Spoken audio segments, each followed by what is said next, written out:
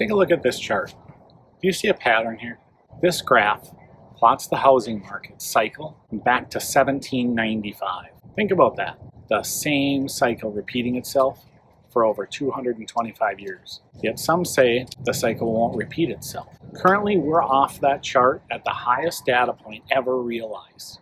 If you're like I was, and you wish you knew somebody that would simply sit down and explain the real estate game or the game of foreclosures in detail while leaving nothing out, if this is you, take a minute and hop over and look at this foreclosure crash course.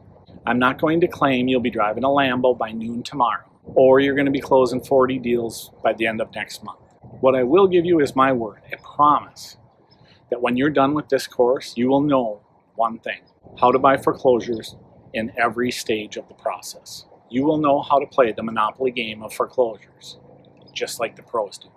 Once you understand the rules of the game, winning becomes easy.